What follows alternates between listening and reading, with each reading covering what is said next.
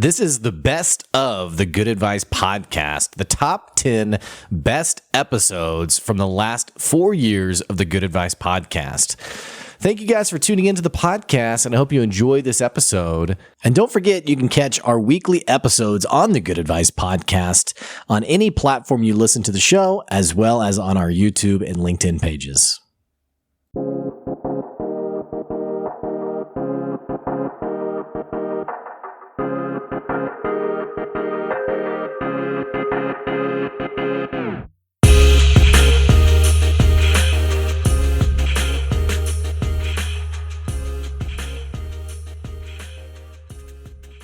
Hey, welcome back to another episode of the Good Advice podcast. Talking today about how do you actually take a business idea, turn it into something sustainable, and then actually scale it into something meaningful. You know, if you've been listening to the podcast long term, you know, we have all sorts of guests on the show. You know, we have people on the podcast who all have their own story. Well, today we're sitting down with Jared Mitchell, who's going to be sharing about how did he take his e-commerce brand and grow it to the point where now he's a sought out expert on e-commerce, and really this whole concept of not just being entrepreneurial for the heck of it, but truly offering something that customers love and growing it into something that really you can hitch your wagon to and say, yeah, I built that. So today we're going to be talking about his business. We're going to be talking about Skincare by Elena, which is one of the largest online retailers of organic and all natural skincare products. He's also, I mentioned, an e-commerce consultant for Neil Patel and also the founder of Beefy Sites, which is a website that helps e-commerce founders scale up their business. We're going to be talking all about it today. Jared, it's great to have you on the show today. Thanks so much for having me, Blake. I have been looking forward to this podcast. Excited to be here.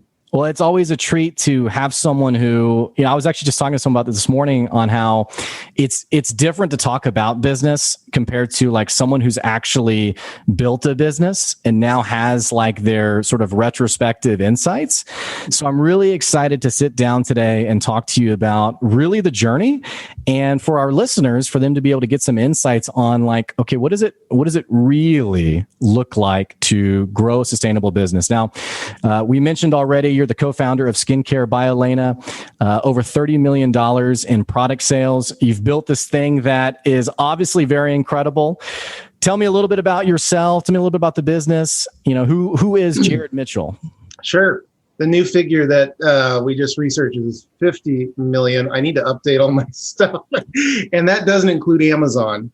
We choose not to make those numbers public for a number of reasons. But yeah, excited to be here, man. The other thing that makes me unique, one business I forgot to mention to you, is that we own a skincare brand as well. So one of the weird things about me is that I kind of have experience on different sides of the coin with the agency, consulting, you know, online teaching aspect of Beefy Sites, the retail distribution side, and then also the skincare brand side. In addition to the consulting and work that I've done for Neil Patel. So, you know, it spurs on, I hope it doesn't sound too braggy or something, but it just helps spur on a lot of conversation, you know, when we do these podcasts. I think it's great for the listeners to know that the person on the show, like what we're talking about today, is going to be grounded in real stuff. You know, like you mentioned, you're a bit of a unique. I don't know why I keep calling people ducks. Where I'm like, you're a unique duck, and then people are like, why did you call me that? But you're a bit of a unique duck in that you have done it all. It's not just you know, you didn't like read a book on e-commerce and now you're telling everyone how to do it. You've actually done it. You have your own brand, as you mentioned, ElenaMitchell.com. You're also running the distribution side of things. Give us the little bit of the backstory here. How did you get into all of this?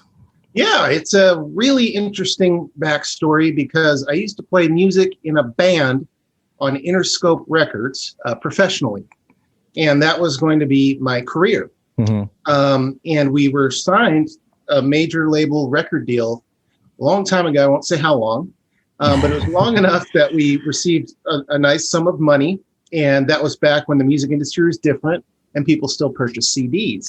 Shortly after we signed, the iPod came out. Wow. And they lost their product. And I'll never forget the meeting that we had with Jimmy Iovine and Luke Wood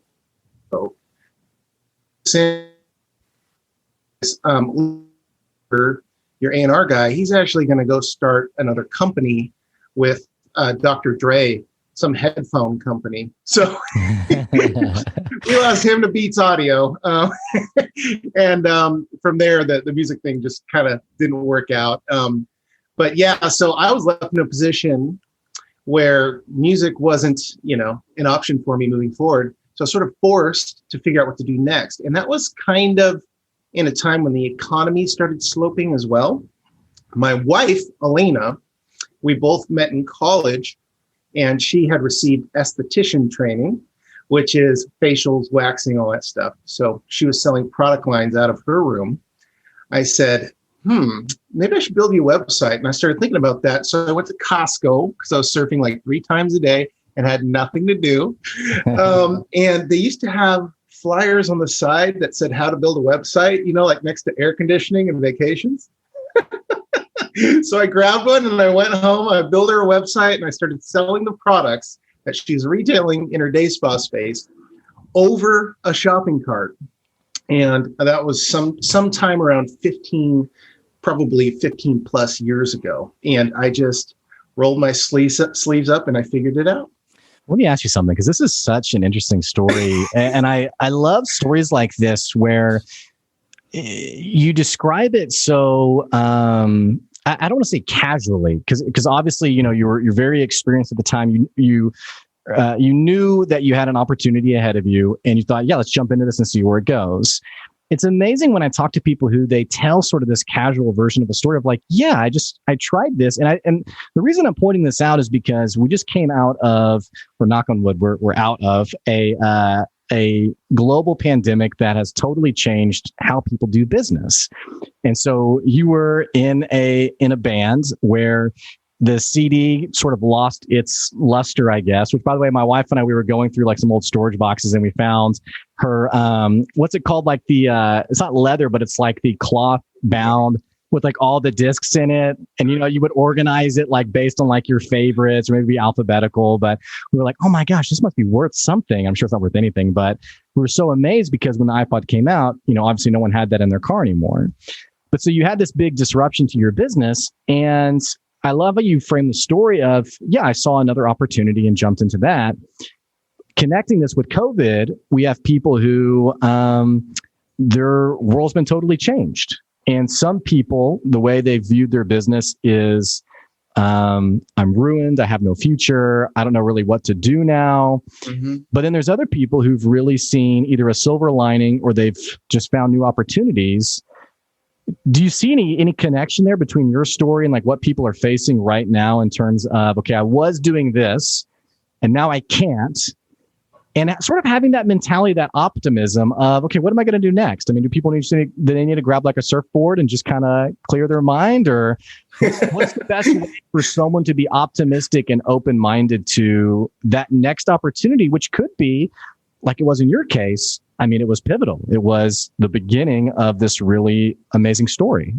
Yeah. Has anyone talked about jumping the curve or the story of ice at all on your podcast yet, Blake? No. Cool. So this is not credit to me. I was at Google HQ up in LA recently for an event. And one of the speakers told this story. And I think it perfectly depicts what's going on right now during COVID, because if you've been in business as long as like Elaine and I have, you also remember a similar time, I think it was around 06 or 08, when the real estate market completely crashed and the economy was terrible. And a lot of my friends went out of business. Obviously, COVID is a much different scenario. But what I've realized is that we've been able to survive and thrive through both scenarios. Now, what I talk about in reference to COVID, and a lot of you that are struggling, is I want to talk about jumping the curve is the term. So the story of ice is basically people used to harvest ice. If you have daughters, you might have seen Frozen, Blake. Yeah. So I shamelessly watched it plenty of times before we had our daughter, but that'll be the reason. For now, I'll say that's the reason why we watch it. So yeah, I think I have like 6 goddaughters. So I've seen it 4 times. Sure. Harvesting ice, you literally are going out to like Antarctica or whatever, grabbing the ice and bringing it to places so people can keep things cool. So that was a big industry for a while, right? Well, then, of course, someone figured out how to make a refrigerator freezer, and these ice factories started popping up, and they figured out they could put them in cities like, places like Arizona. And so instead of people needing to go to the Arctic to get ice or wherever, they could go 5 miles away to the factory and get ice, as opposed to, picking it up from the ship or the truck or however it got to them. Okay. The next evolution, of course, was when someone took that ice factory and made it small enough to fit in people's homes. So refrigeration and freezing.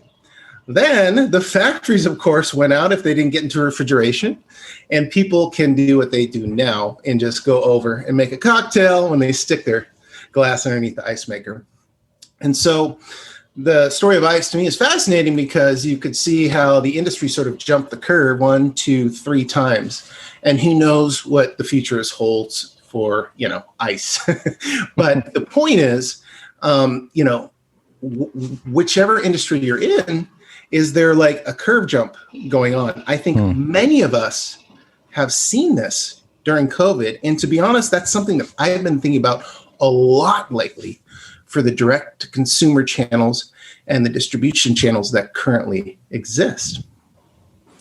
How much of this do you think has to do with, because everyone, I feel like, I don't say everyone, but on social media, for example, people love, especially in the business world, love to make them seem themselves as very business savvy. And so it's like, I found the undiscovered gem and it's because I'm so entrepreneurial. What's interesting is it feels like often there's a bit of luck involved in seeing this jumping of the curve happening, where that person who's sort of the first one to the scene, like, for example, I had someone on the show, would have been a couple of years ago, and I called him during COVID because this was so interesting. So he ran a grocery to your door delivery service. This was 2 or 3 years ago. Well, it went bankrupt because there just wasn't any demand for it. People just like, why would I need that? Why would I do that? And so I was talking to him a few months ago, and he was sort of thinking like, oh my gosh, like if I had been running that around this time, I would have just nailed it. So like the same business expertise, but it was the wrong timing. I think of your story, you're walking through a Costco and through sort of just like accidental convenience. Yeah, maybe I should do that. So like, in terms of like being innovative and entrepreneurial, how much of it is like genuine, amazing skill, and how much of it is just dumb luck and timing? Yeah, I think about that all the time because I've audited like thousands of e-commerce companies, some that were like zero, some that were like billion-dollar companies, right? And when I hear the stories of founders, to me, I hear a lot of luck. I really do. Because, and I don't know, maybe it's just the companies that I audit, but I feel like, man, and by the way, even my own stories, I feel pretty lucky. But there are some people that have that knowledge of timing and audience and product and branding and offering to like nail it every time.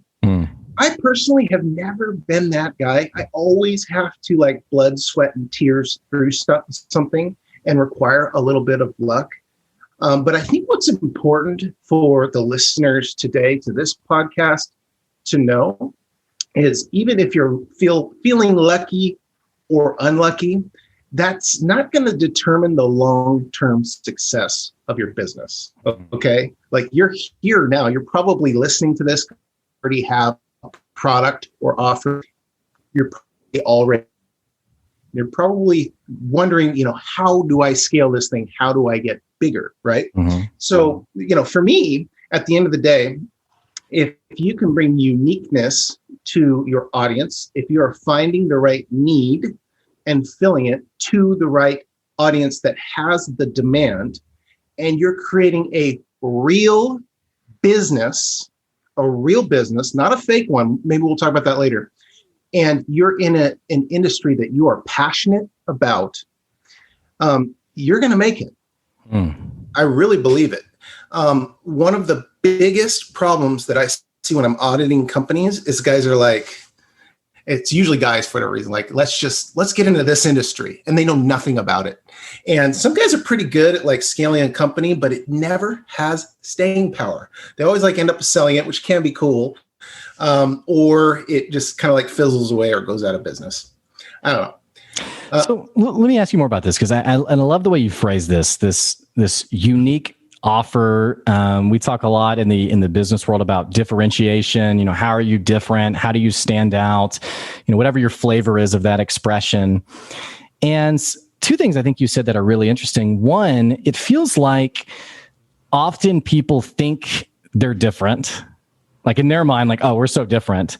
Yeah. But really, the customer sees something that's totally similar to everything else. And the other thing I love that you said was being immersed in understanding your industry. And it reminded me of, we had a guy on the podcast. We just published this episode recently, but he's one of the last franchise owners of Blockbuster. He was like one of the last ones to survive. And, everyone has like their version of Blockbuster. Everyone's an expert on Blockbuster's history, but it was interesting to get his perspective. And he said, honestly, Blake, what was really shocking was the people running Blockbuster really knew not much at all about the video rental business. They just didn't really know much about it, didn't know much about their customers. And I've seen that play out in many places where people don't seem to really know their customers. What's going on there when people, they feel like they have lightning in a bottle, and yet customers, they look at it and they're almost indifferent, or they're just kind of like, yep, that's just like these other 5 products on the shelves. How does someone really create a product that's different? Yeah, I think there's a couple questions in there. How I'd start with this is, by the way, I think they told me I went to the last existing Blockbuster brick and mortar store, and it's in Bend, Oregon. Did he mention that? Was that right, or was that a rumor? It's somewhere in the Northwest. I don't remember at all. I think that's it. Yeah. Anyways, it was cool because I grew up in Bend. So, and the way he described it, it may not have been his store. The way he described it was there was like 3 or 4 all in the same region where Blockbuster corporate was saying, hey, do it this way. And they were like, yeah, we're not doing that. That makes zero sense. And so this select few of stores really did their own thing. And that's what allowed them, even when corporately the business had pretty much fallen apart, it's what allowed them to stay in business several years after the fact. Yeah. That's awesome. So I did consulting for a company once that got into influencer marketing in the beauty space really early. They scaled up to $20 million a year in revenue really quickly, all influencer marketing, no other channels of revenue, pretty much. And we're talking about listening to customers and being in touch with the customer. Well, I found that they were really in touch with the customer as far as branding and price and product offering. But when I really got into it, because my job was to come in there and obviously help them scale to much larger growth, the customers actually didn't know they existed. They didn't even know the brand. The way this company was positioning things, their landing pages, their offerings, their branding was there, but they're selling through influencers. So at the end of the day, the customer pretty much had a relationship with the influencer and completely forgot the brand. Like, honestly, I would interview some customers and they'd be like, I'd mention the brand name and they'd be like, I've never heard of that before in my life. But you got your beauty product. Oh yeah, I love that. They like have it on themselves and they're like using it and they have no idea. That's crazy. Do you still follow the influencer XYZ? Oh yeah, man. They're so funny. I love their videos. And so to me, that was fascinating because we live in a day and age where we can so easily listen to our customers. They've been around for years and no one ever really uses them, but exit surveys are like, you can automate the customer feedback, customer survey, customer experience process now. And another way you can that people never do is if you already have had, many of you do, you already have your website live and it's created and it's designed, you got your branding up and it's probably selling some products, some of you more or less than others. And you talk about, oh man, we need to redesign our website. Okay. So this is just so funny to me. So what owners do is they hire like a branding or design team and they give them their ideas for how they can improve it. And they work with this company and they release and launch this new website and new branding scheme and colors and logos or whatever. To me, that is so funny.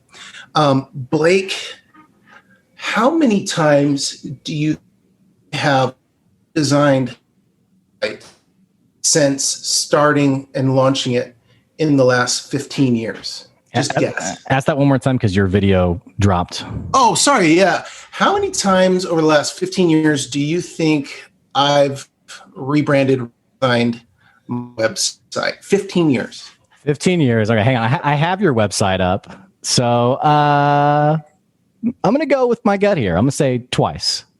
Yeah, so I made the mistake of doing it myself once. Thankfully, we lucked out and it didn't hurt our conversion very much. These days, our customers redesign our website. Okay, so you've probably heard of split testing, but essentially, I will, and I do have an internal designer and a branding team that I use, but they give me variations. And I test 3 different headers and 3 different logos and 3 different hero images, and I let the customer tell me which one they prefer. So for me, growing and scaling your e-commerce business starts with understanding the consumer and how they react to your media and your product and your offering and your price. And it's something that we do in every single step of the. And I think it's great that you brought this up because businesses, that's one of the first things that I have to do because the owners are like forcing themselves onto the customer and they're like, why can't we scale more? And I'm like, I don't think you actually understand what's going on here.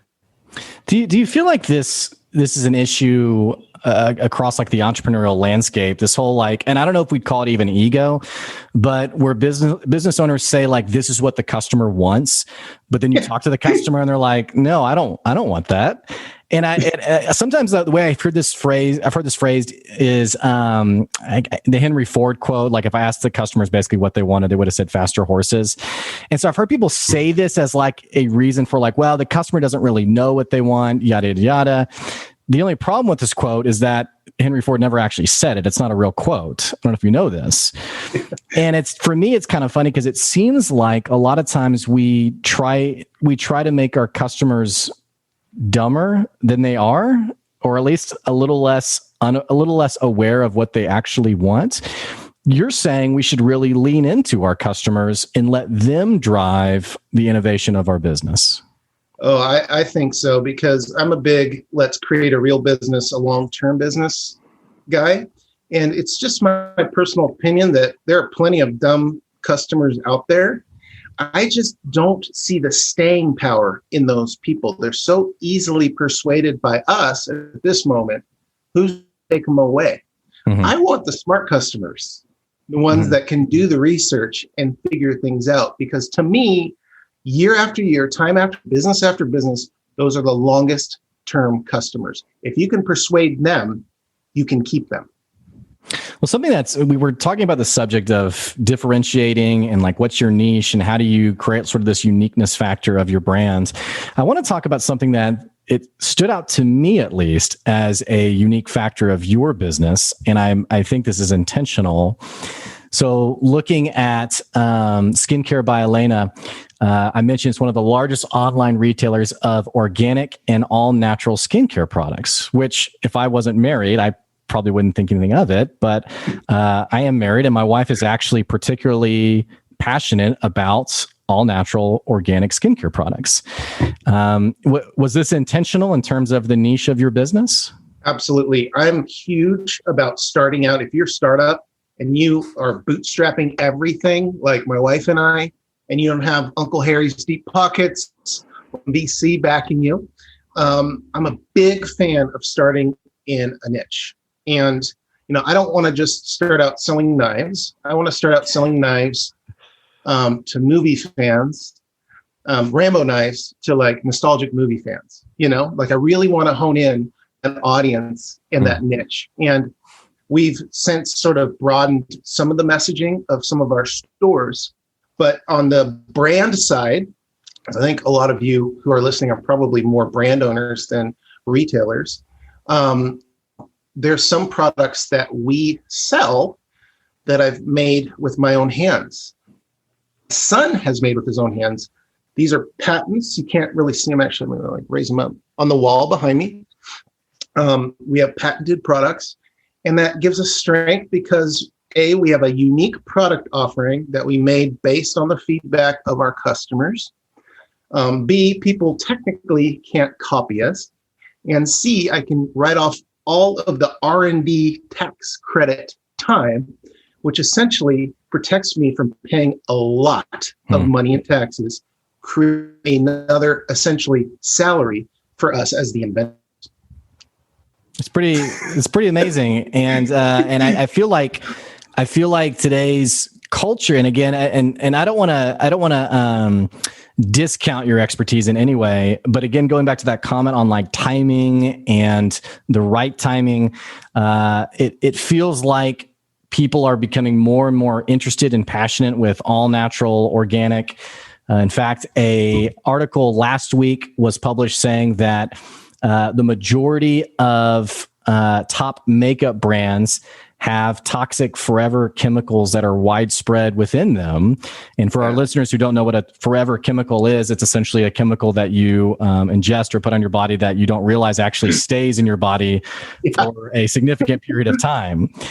So I say all this because what's great about your business is it feels like you've centered on this niche that has only continued to flourish over time. And we can see that in your product sales. In the bio, I mentioned you were at $30 million in product sales. And you said, well, actually, I need to update it. We're up to $50 million in product sales, it's no small jump. I mean, that's pretty impressive. Thanks. Yeah. And, that goes without saying that we have been testing the messaging over the years, and the one that seemed to win to help us scale to where we're at right now is the natural and organic niche, where my wife goes through each product and hand selects it. Well, we want to grow more, and so that will continue to be an offering and a niche on our website. What I meant was in February, we're opening our own medical spa. That gives us access to many products that we can resell that we haven't had access to in the past. And if you know about skincare products, you know that there are medical grade skincare products we are allowed to sell over the counter, but definitely a lot of them are not all natural and organic. So they do get into the chemical side, because a lot of these ladies say, I don't want organic. You need to make me look like I'm 16 and I don't care what I put on my face or in my body. So to continue to scale, we're kind of going to get into that niche as well. But the point is, we found the right niche, we found the right audience, and we used it to quickly grow our business through that channel. And, we basically did it through a lot of thinking and listening to the customer. I love this central theme of letting your customers drive the future of your business. And I think it's great advice for all of us. Something else you mentioned that I want to lean into is you talked about really bootstrapping your business and building it into what it is today. And I haven't asked you yet how long it took before you really felt like, oh, this is something. This is cool. But I will say that in the bootstrapping world, it feels like more and more that people they're a bit averse to that conversation of, let me phrase it a different way. Taking a very cliche example, it feels like many people, they want to create that liquid gold that's immediately going to attract buyers. It's immediately going to attract investors, and I even hear people say like, oh, we're the next Uber, we're the next Airbnb, yada, yada. And bootstrapping is kind of like we could do that, but we'd rather, develop our own like lightning in a bottle-esque product. Talk to us a little bit more about this bootstrapping process and really the journey of building your business into something where you were able to say, yeah, we've done it. This is something meaningful. Yeah. That's a great question. In our case, we were able to start with a little bit of money that was left over from signing a record deal, but it wasn't much, man. I remember when we ordered our first box of products that we sell. This is before we had our brand. I spent like $600 or $700, and I was like, oh, that one hurt. And this box came, and it was like, maybe like this big, had like 10 products in it. And I'm like, oh my gosh, so for us, it was just about being really steady and really watching our financials and our metrics and how much we're spending and how much is coming in. And we also have been, I think, really good over the years at leveraging the tools available through banks and governments and all those things that you can use to help yourself scale business. One thing that I usually get into early with clients, many of you that are listening, because people get strapped for cash, is, well, do you have a line of credit with your bank? I don't know why, but like 90% of the people don't. And a lot of them haven't even heard of this, So over the years, we've leveraged things like that with our bank. And I mentioned earlier, things like tax rebates for inventing products, R&D, to help us scale the business. And essentially, we've also, there's this kind of get rich quick scheme aspect of how people like me sell e-commerce to listeners like you. Mm-hmm. I think it's complete baloney. I don't believe in it at all. And, certainly you can get lucky and this and that. And there's been moments in my career where I felt lucky. But gosh, for us, it's blood, sweat, and tears. It's careful management of finances. And there are times where you want to scream and you feel like out of business. But if you set yourself up right, with the banks and the credit cards and your financials, you can easily scale your business up to the sizes of ours and beyond. So this is interesting because, and I love that you mentioned the other guys that we see online, social media. I think today it feels like it's harder to be an entrepreneur than ever before, because what we're inundated on social media with is the person who says, it's so easy to become a multimillionaire, for just set up your Shopify website and, run this ad or have this copy. And it's just so simple. And by the way, I'll show you how to do it for $1,000. It feels like we have oversimplified this.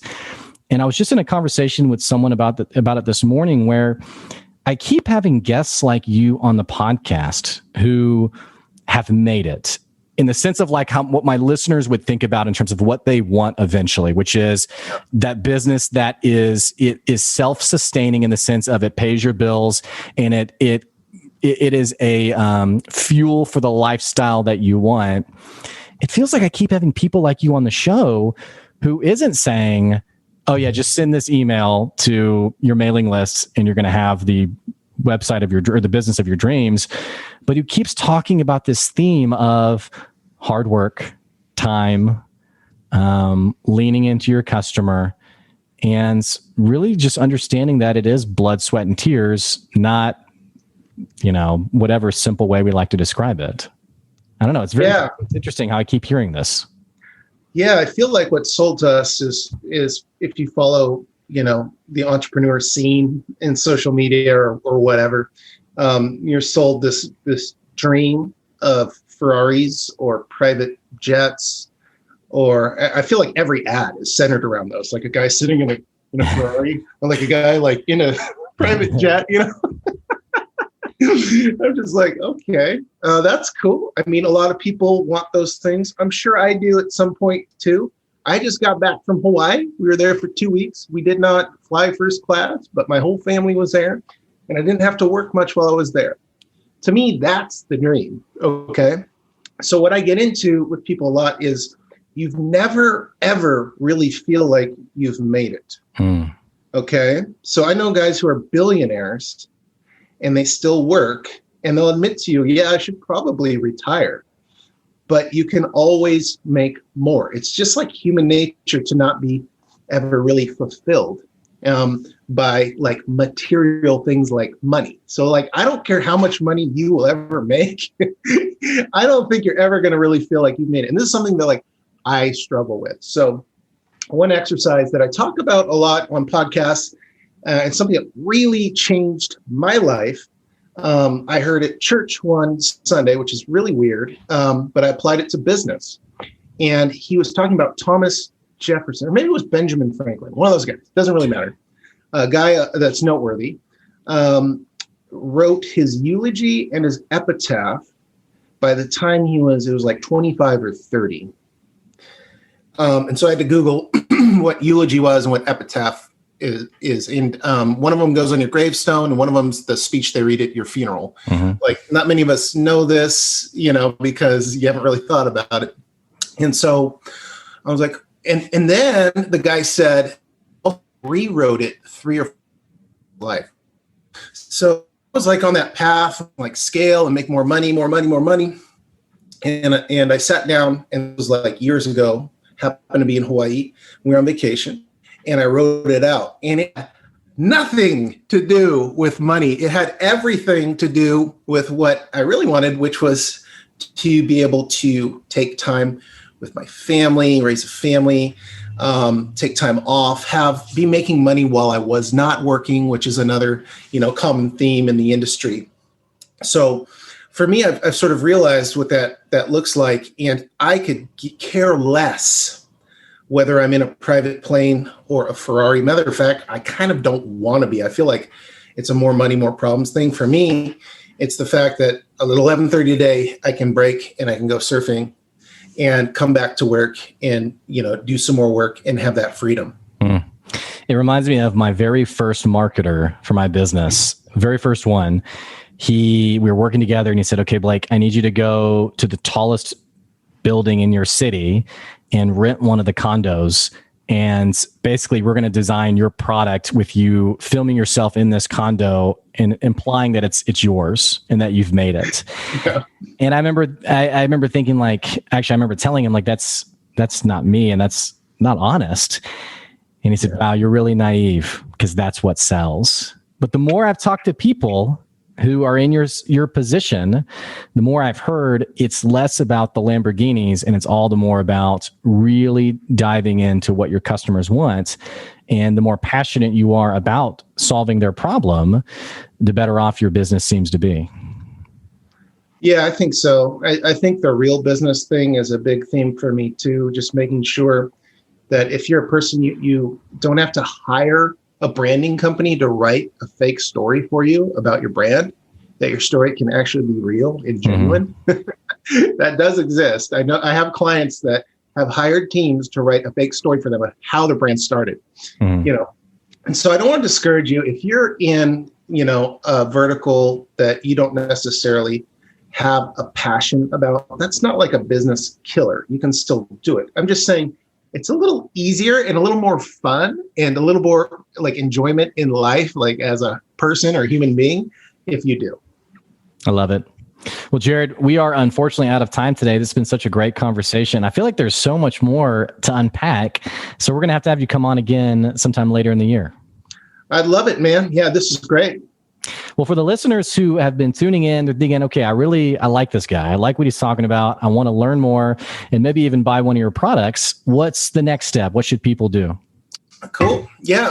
If you're, I got a few companies, but if you are like a listener that owns a business or wants to start one, my specialty helps people, create their own business and get their first sale. That's like one niche I'm good at. The second niche is if you've already got a business that's creating sales, helping you scale up to the 20 or 30 million a year mark. After then, I pass you on to bigger and better things. But that's really kind of my niche. I love it. And is that beefysites.com? Yeah. Okay, great. Well, Jared, thanks so much for making time to come on the show today. It's been a real pleasure. Awesome. Thanks so much for having me, Blake. Hey, for our listeners, I'm going to put the link to beefysites.com down in the episode description below. I'm also going to put elenamitchell.com and skincarebyelena.com down in the episode description below, so you can check those things out. And hey, if you've been checking out the podcast and you like what you're listening to, what the heck are you waiting on? Click that subscribe button and click that follow button so you can keep getting good advice wherever you're listening to us at. And hey, don't forget, if you want to support the podcast, even get your business advertised in the podcast, you can go to our Patreon, patreon.com/good advice. That's patreon.com/good advice. Hey, we appreciate you. And thanks for tuning in. That's this week's Good Advice. We'll catch you later. See ya.